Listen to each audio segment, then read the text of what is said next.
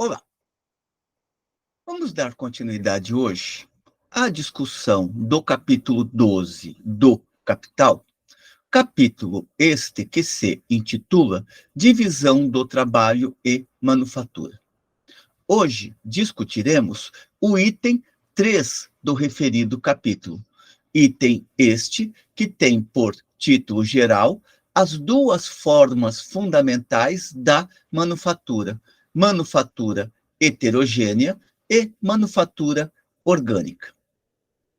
O eixo geral deste capítulo vai ser Marx demonstrando como que, independente da forma assumida pela manufatura, ela prepara o caminho para a grande indústria e como, neste caminhar em direção à grande indústria, o trabalho se desqualifica cada vez mais, uma vez que se torna simplificado, monótono, repetitivo e cansativo. Portanto, toda aquela artesania do trabalho que estava presente na Idade Média, sobretudo dentro das corporações, vai se dissolvendo e, no lugar do artesão, vai se constituindo cada vez mais o trabalhador parcelar, o trabalhador confinado a uma atividade básica no interior do processo produtivo. Lembremos que, para Marx, esta decomposição do trabalho em uma multiplicidade de atividades não torna a produção capitalista no interior da fábrica um processo caótico, mas, pelo contrário, é fundamental para garantir o processo de acumulação de capital. Feitas estas considerações gerais, vejamos como Marx constrói este terceiro item do capítulo 12. Marx parte da afirmação de que a manufatura possui duas formas fundamentais, que, não obstante seu eventual entrelaçamento, compõem duas espécies essencialmente distintas e desempenham papéis diferentes, especialmente na transformação posterior da manufatura em grande indústria, ou seja, aquele momento no qual a maquinaria passa a dominar o processo produtivo. Este duplo caráter, observa Marx, provém da natureza do próprio produto, constituído por mera composição mecânica de produtos parciais independentes, ou que tem sua configuração acabada, portanto, decorrente de uma sequência de processos e manipulações encadeadas. Aqui ele já começa a apontar como que o trabalho vai se tornando cada vez mais parcelar e como este trabalho parcelar, ele é administrado inicialmente no processo de produção dominado pela manufatura e posteriormente no processo de produção dominado pela grande indústria. No caso na situação que envolve o primeiro caso, ou seja, o da composição mecânica de produtos parciais independentes, Marx cita como exemplo a fabricação do relógio. O relógio é um produto social de um sem número de trabalhadores parciais. Poucas partes do relógio passam por diversas mãos, e todos esses membra dijecta só são reunidos nas mãos que finalmente os combinam num todo mecânico. Aqui, como em fabricações semelhantes, não se impõe necessariamente a combinação dos trabalhadores parciais da mesma oficina. É possível tanto a execução dos trabalhos parciais como ofícios independentes entre si, quanto a cooperação direta dos trabalhadores parciais sob o comando de um capital. Marx está tentando aqui para a possibilidade de ser realizado, por exemplo, o trabalho a domicílio. Partes que necessariamente não precisam ser realizadas dentro da unidade produtiva podem ser remetidas a trabalhadores individuais das suas residências que realizarão aquela atividade e depois a atividade principal da qual resultará o produto final será realizado dentro de uma determinada unidade produtiva. Há um estudo bastante interessante a respeito disto, que é o da professora Vera Navarro, da Universidade Federal de Ribeirão Preto, que analisou como é que se dá a produção de calçado na região de Franca. Recomendo aqui este estudo, a fim de que se ilustre bastante esta questão que Marx está trazendo à tona aqui. Para o capitalista, diz Marx, uma das vantagens do trabalho nesta modalidade, cujas partes podem ser realizadas no domicílio do trabalhador, é que permite pouca aplicação de meios coletivos de trabalho.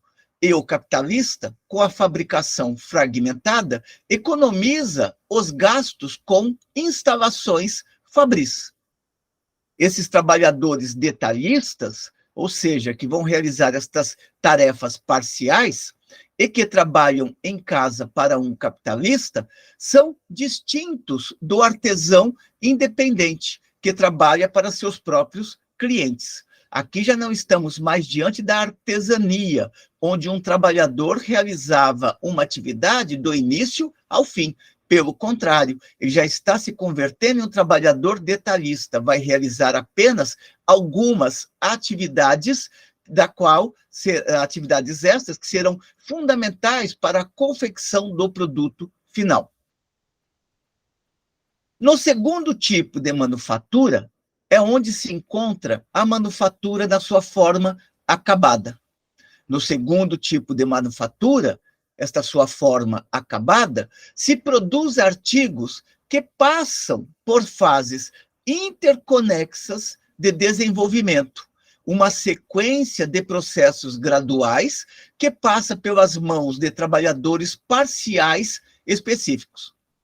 Neste caso, o que vemos é que se combina ofícios originalmente dispersos, reduzindo-se a separação espacial entre as fases particulares de produção do artigo, encurtando-se com isto, igualmente, o tempo de passagem de um estágio para o outro e o trabalho que medeia esta passagem. Isto não quer dizer que o capital elimine os tempos mortos de produção, aqueles tempos nos quais nenhum valor é acrescido à mercadoria, mas sim que potencializa a possibilidade de acumulação de capital, uma vez que reduz ao máximo possível o gasto de tempo inútil, o tempo improdutivo. Em comparação com o artesanato, prossegue Marx, obtém-se um acréscimo de força produtiva, derivado do caráter cooperativo geral da manufatura. E aqui, mais uma vez, remetemos ao capítulo 11 do Capital, que é o capítulo da cooperação, na qual Marx vai investigar como que é fundamental para o desenvolvimento da manufatura e a transformação da manufatura em grande indústria, este trabalho cooperativo, no qual o capital vai buscar uma força de trabalho média, uma força de trabalho que tem um ritmo médio no processo produtivo. Prossegue Marx observando que o princípio peculiar da divisão do trabalho provoca um isolamento das diferentes fases de produção, que, como diversos outros trabalhos parciais artesanais, se autonomizam mutuamente. Estabelecer e manter a conexão entre as funções isoladas exige o transporte constante do artigo de uma mão para outra e de um processo para outro. Lembremos que esta foi uma das dificuldades para a produção sobre as quais se debruçaram tanto o Taylorismo quanto o Fordismo, eliminar os tempos mortos de produção. No caso de Ford, vai tentar resolver este problema de passagem de uma atividade para a próxima, da qual resultaria nas fases subsequentes o produto, vai ser a resposta de Ford, vai ser a esteira rolante. Do ponto de vista da grande indústria, isso revela uma limitação característica, dispendiosa e inerente ao princípio da manufatura, uma vez que a matéria-prima percorre nas mãos dos diferentes trabalhadores parciais uma série cronológica de fases de produção até atingir sua forma final. Portanto, vai acrescentando o volume de tempos mortos de produção, uma vez que o trabalho parcelar exige também que uma atividade parcelar, assim que concluída, seja repassada para a fase seguinte, para o trabalhador seguinte, e assim por diante.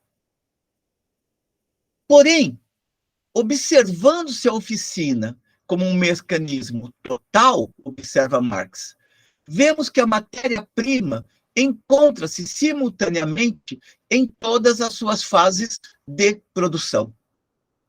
Consequentemente, o que se tem é o trabalhador coletivo, resultado da combinação de trabalhadores detalhistas. Ou seja, cada momento isolado é parte necessária de um todo, que é o produto final.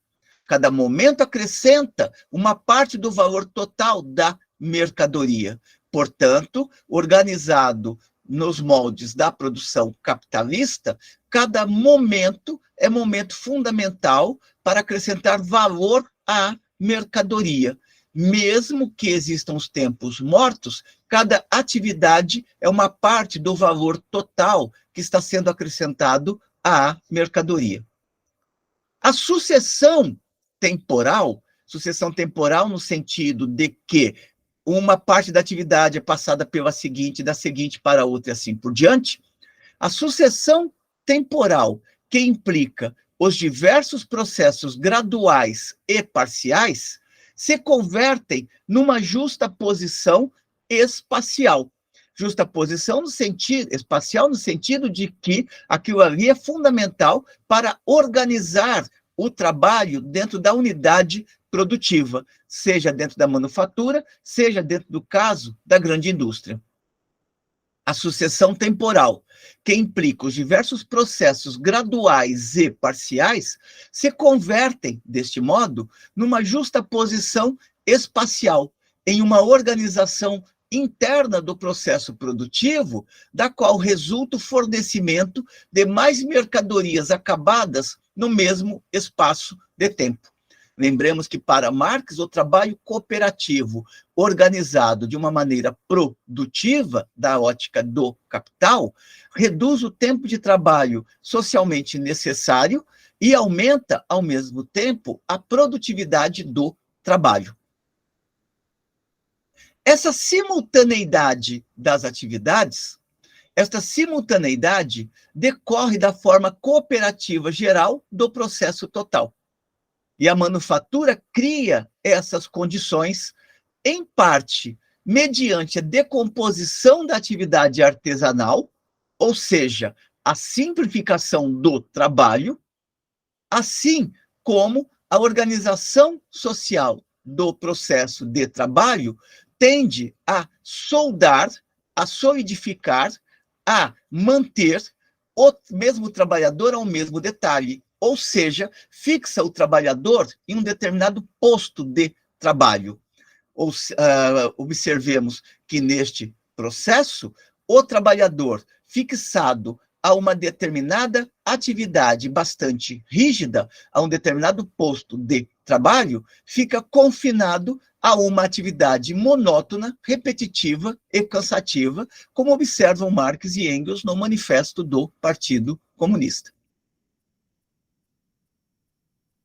Por ser o produto parcial de cada trabalhador parcial, apenas um grau particular de desenvolvimento do mesmo artigo, cada trabalhador ou grupo de trabalhadores fornece ao outro sua matéria-prima, que é aquela sucessão de atividades no interior do processo produtivo.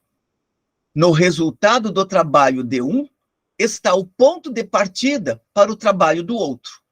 Assim, um trabalhador ocupa diretamente o outro. O tempo de trabalho necessário para se obter o efeito útil visado em cada processo parcial é fixado conforme a experiência. Ou seja, quanto mais o circuito produtivo vai se desenvolvendo, mais o capital vai encontrando a solução mais adequada para acumular mais capital. Vai estabelecendo uma racionalização maior do processo produtivo, uma organização mais eficaz do processo produtivo. O tempo de trabalho necessário para se obter o efeito útil visado em cada processo parcial é fixado conforme a experiência, e o mecanismo inteiro da manufatura repousa sobre o pressuposto de que, em dado tempo de trabalho, obtém-se um dado resultado. Ou, como diria Ford, é necessário dar ao trabalhador todo o tempo possível e nem um segundo a mais. Apenas sob esse pressuposto, os processos de trabalho diferentes e mutuamente complementares podem prosseguir justapostos espacialmente, de modo simultâneo e ininterrupto. Processos de trabalhos diferentes, uma vez que cada trabalhador está executando um determinado número de movimentos e uma determinada atividade no interior do processo. E também mutuamente complementares, porque é fundamental para que o próximo dê continuidade à realização do produto que o anterior tenha realizado adequadamente aquela atividade. Apenas sob esse aspecto, sob esse pressuposto, os processos de trabalho diferentes e mutuamente complementares podem prosseguir justapostos espacialmente, de modo simultâneo e ininterrupto. Justapostos na medida em que cada atividade está articulada com as demais, mas dentro de uma certa hierarquização de atividades a serem realizadas. Essa dependência imediata dos trabalhos e dos trabalhadores entre si força cada indivíduo a empregar em sua função não mais do que o tempo necessário, gerando assim uma continuidade, uniformidade, regularidade, ordenamento e, mais ainda, uma intensidade de trabalho absolutamente distintos daqueles vigentes no ofício autônomo ou mesmo no regime de cooperação simples. Antes, o trabalhador dominava o ritmo do seu trabalho. Agora, não. Agora, o trabalho deste trabalhador, ele é controlado pelo supervisor de linha, por exemplo, por um determinado gerente de produção, que vai forçar o máximo para que aquela atividade seja realizada com o máximo de habilidade possível e no menor tempo possível. Daí que força cada indivíduo a empregar em sua função não mais do que o tempo necessário, exigido pelo processo produtivo da mercadoria. Na elaboração de uma mercadoria, prossegue Marx, é aplicado apenas o tempo de trabalho socialmente necessário, portanto, o trabalho útil, o trabalho produtivo da perspectiva do capital. Na manufatura, propriamente dita, ou seja, na organização, na elaboração de uma mercadoria, é aplicado apenas o tempo de trabalho socialmente necessário, o que é uma exigência da coerção externa da concorrência, uma vez que cada capitalista precisa produzir a mercadoria no menor tempo de trabalho socialmente útil possível, senão ele não tem como concorrer com outro que está produzindo as mercadorias num espaço de tempo reduzido também. na elaboração de uma mercadoria, é aplicado apenas o tempo de trabalho socialmente necessário, o que é uma exigência da coerção externa da concorrência, pois cada produtor individual é obrigado a vender a mercadoria pelo seu preço de mercado, ou seja, pelo seu valor. Lembrando que Marx estabelece uma diferença entre valor e preço. No caso aqui, ele está operando com a ideia de que o preço corresponde efetivamente ao valor, ou seja, ao tempo de trabalho socialmente necessário que foi exigido para a produção de uma mercadoria. É importante observar também que Marx está operando com a ideia de que, se um trabalhador produzir dentro de determinadas condições sociotécnicas, dentro de um determinado processo possível de produção, uma mercadoria com o dobro de tempo, isto não significa que a mercadoria terá o dobro do valor, porque o valor é dado pelas condições sociais médias existentes em determinado momento sócio-histórico. Na organização propriamente dita, ou seja, na organização interna do trabalho, o fornecimento de uma dada quantidade de produtos em dado tempo de trabalho torna-se, portanto, uma lei técnica do próprio processo de produção. Certamente, prossegue Marx, operações diferentes exigem períodos desiguais de tempo. Desse modo, fornecem, no mesmo intervalo de tempo, quantidades desiguais de produtos parciais. Nem todas as atividades parciais podem ser realizadas com os mesmos movimentos e, portanto, no mesmo tempo mínimo, ou no mesmo tempo padrão. Atividades distintas não serão executadas todas em 30 segundos, por exemplo. Podem exigir mais de 30 segundos ou menos de 30 segundos. Mas para o capital, o que vai contar no final é o trabalho, o resultado do trabalho coletivo, aquilo que Marx vai chamar de trabalho abstrato ou geleia geral de trabalho, e não os trabalhos concretos que estão materializados em cada mercadoria, ou seja, as atividades específicas que estão materializadas em cada produção de mercadoria. Portanto, se o mesmo trabalhador deve executar sempre a mesma operação, então é preciso que, em operações diferentes, sejam empregados números proporcionalmente diferentes de trabalhadores.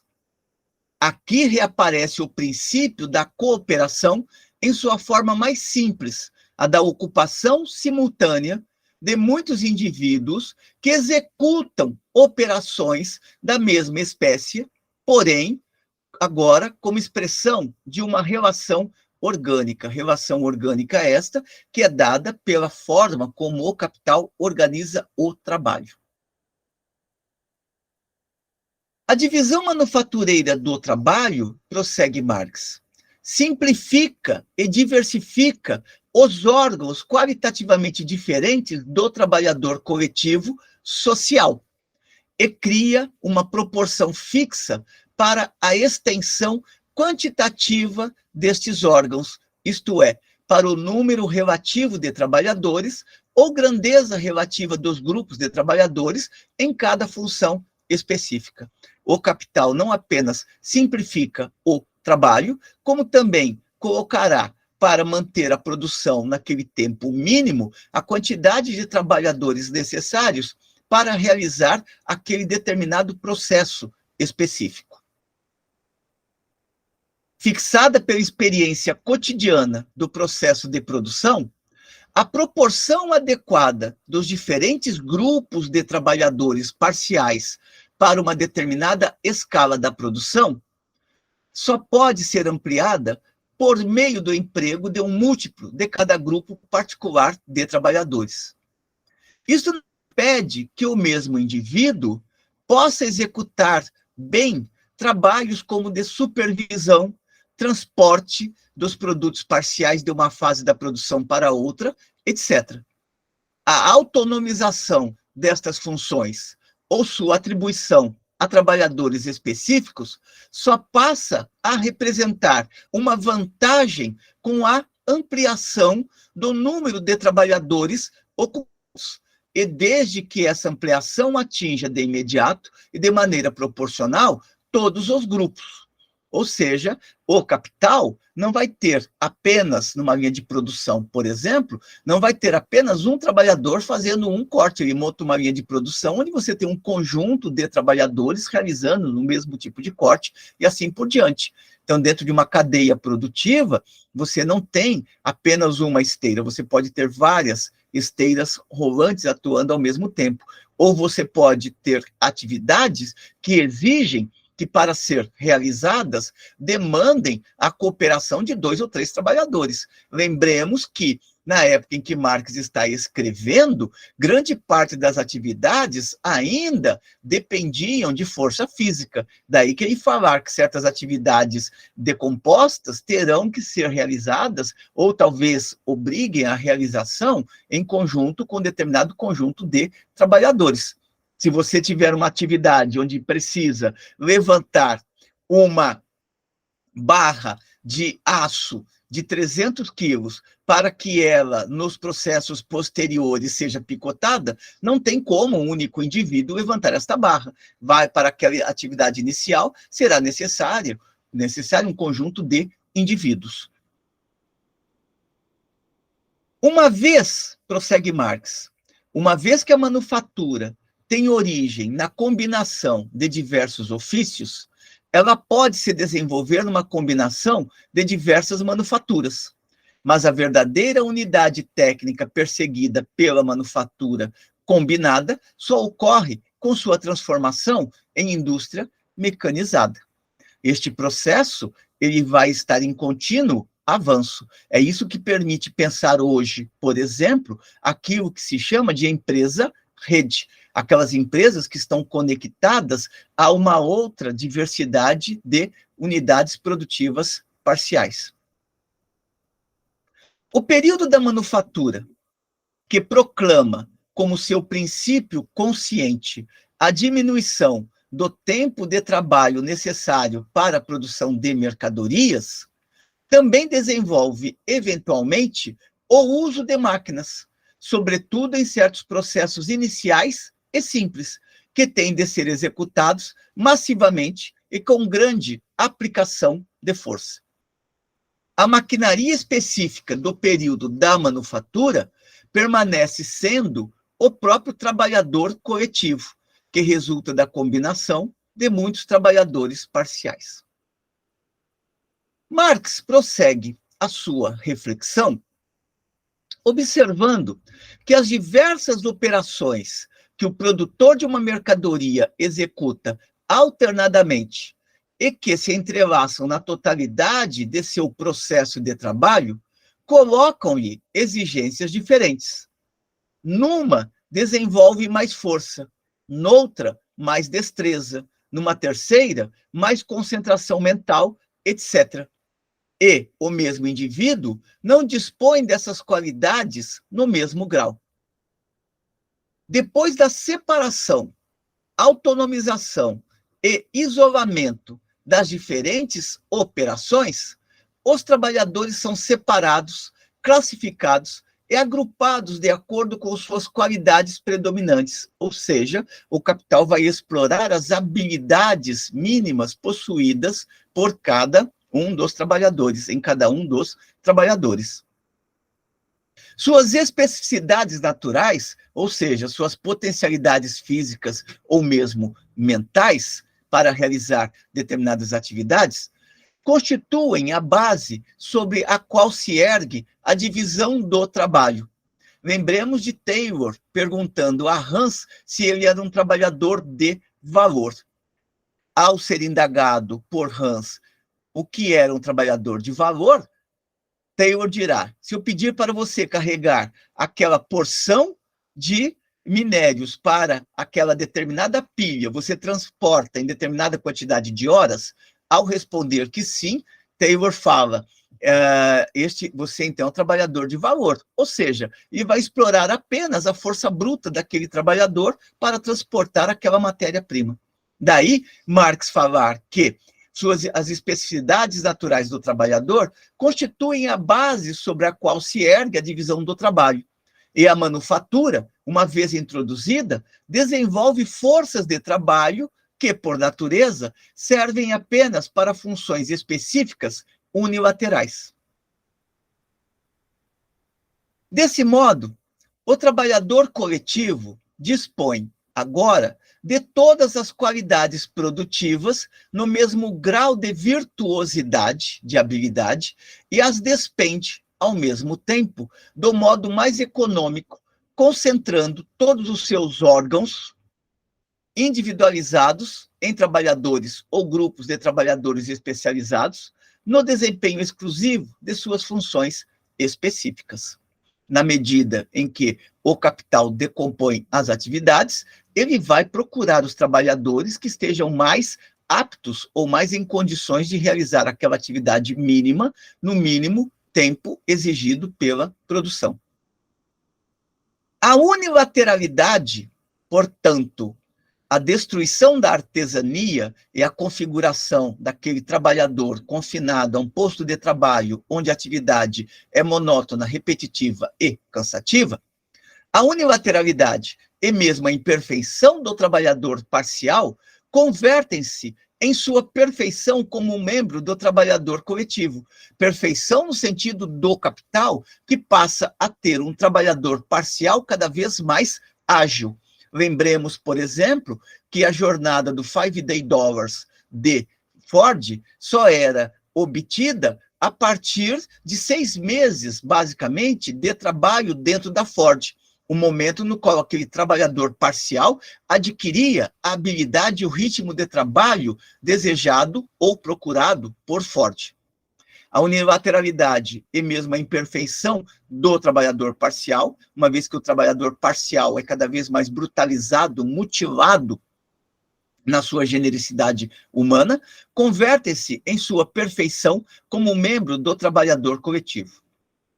O hábito de exercer uma função unilateral, hábito aqui no sentido de que a prática cotidiana de estar confinado a uma atividade unilateralizada.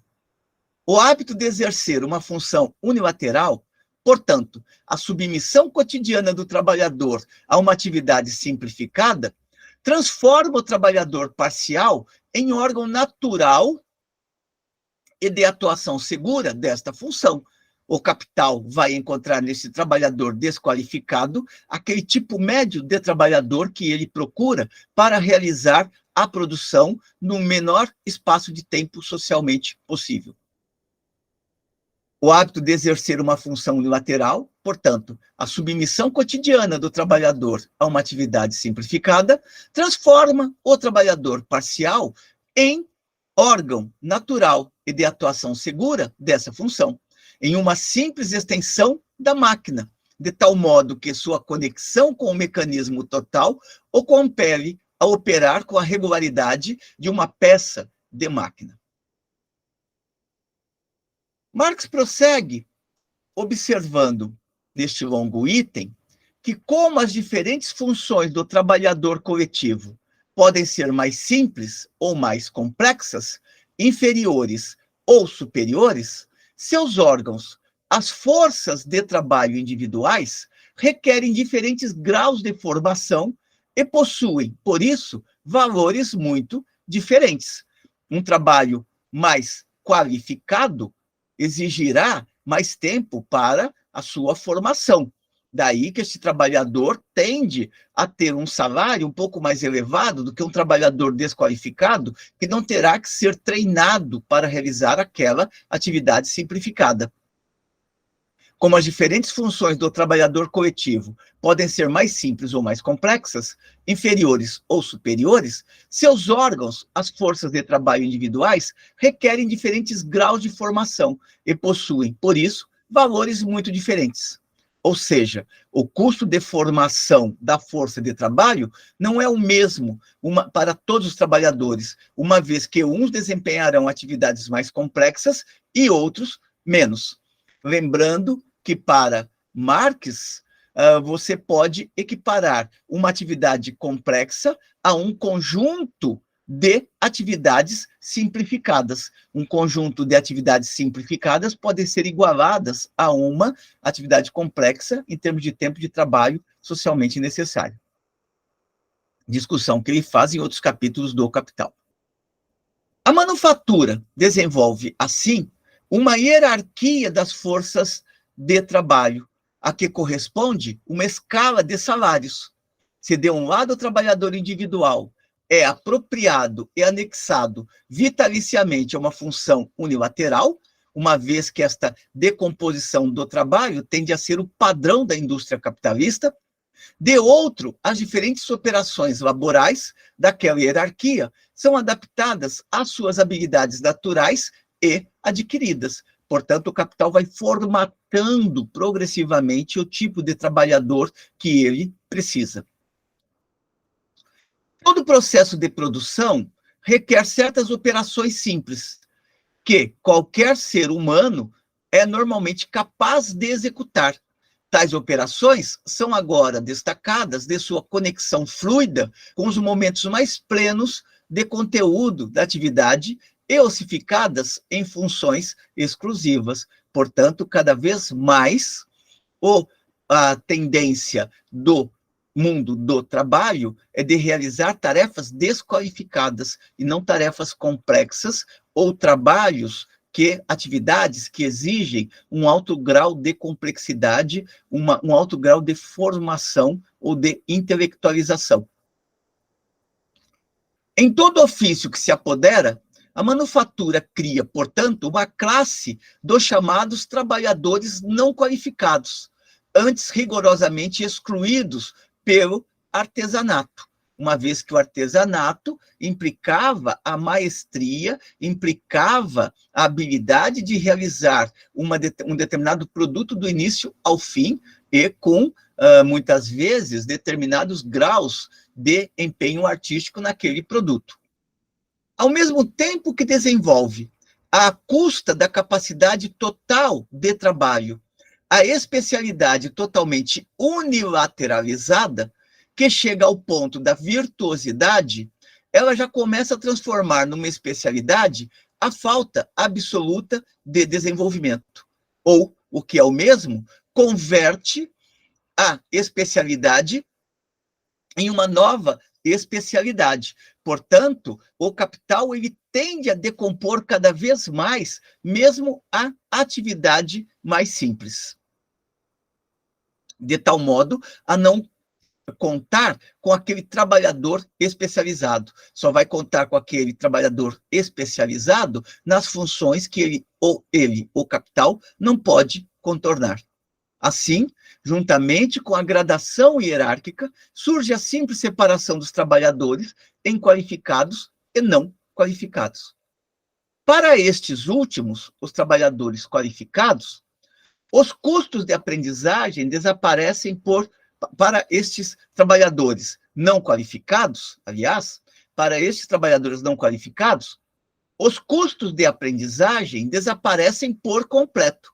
E para os primeiros, os trabalhadores chamados de qualificados, estes custos são menores em comparação com o artesão, devido à função simplificada.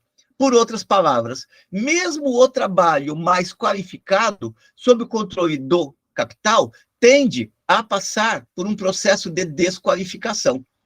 Lembremos, por exemplo, a atividade médica, onde o médico generalista vai desaparecendo e o que vai surgindo no seu lugar é o médico especialista, e mesmo este médico especialista fica bastante dependendo dos resultados obtidos pelas análises clínicas realizadas pela máquina.